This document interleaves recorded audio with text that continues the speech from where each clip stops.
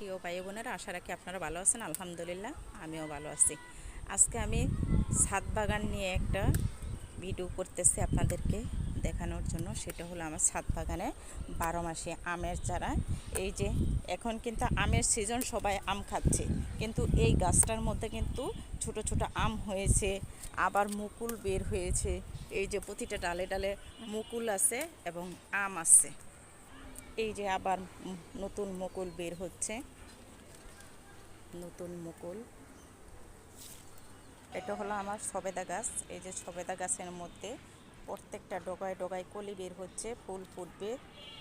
এই যে এটা আমার পুরোপুরি একটা সবেদা গাছ, পুরো গাছটাই আপনাদের সাথে আমি শেয়ার করছি।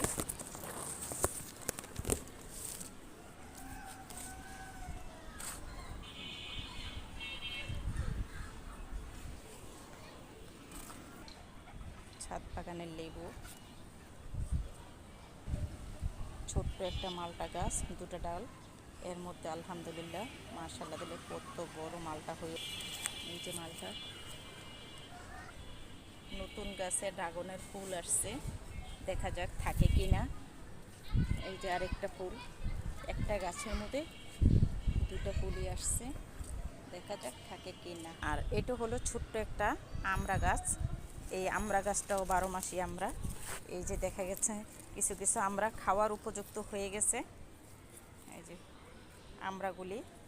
আবার কিছু আছে একদম ছোট, আবার কিছু আছে একবারই ছোট, আবার কিছু হলো ফুলে ফুলে ছেয়ে গেছে গাছটা। আমড়া ফুল, আমড়া ফুল। ছাদের উপরে ছোট একটা রঙের কৌটাতে সিম গাছ লাগানো হয়েছে। এই যে সিম গাছ, সিম গাছটা বাড়তে শুরু করে দিয়েছে।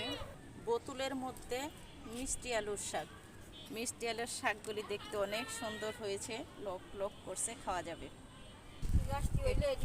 এই হলো ছাদের উপর কবুতরের ঘর। কবুতরগুলি বসে আরাম করছে, একটা কবুতর ডিমে তা দিচ্ছে, আর এই যে বাকিগুলি ঘুরে বেড়াচ্ছে। ওই যে আরেকটা কবুতর কর্নারে বসে আছে। বোতলের মধ্যে চাষ করা পুদিনা পাতা, কত সুন্দর পাতা। এই পুদিনা পাতাটা আসলে আমার খুব পছন্দ, বোরহানি খেতে অনেক ভালো লাগে। এগুলি হলো ছাদ বাগানে টক পাতা, একটা ড্রামের মধ্যে লাগানো হয়েছে টক পাতাগুলি। পেয়ারা গাছটা মরে গেল, ছাদ বাগানে পেয়ারা গাছটা এত সুন্দর পেয়ারা ধরেছে, পানির অভাবে গাছটা মরে গেল। এই ড্রামের মধ্যে ছিল। সবাইকে অনেক ধন্যবাদ জানিয়ে শেষ করছি আজকের মতো। আল্লাহ হাফেজ।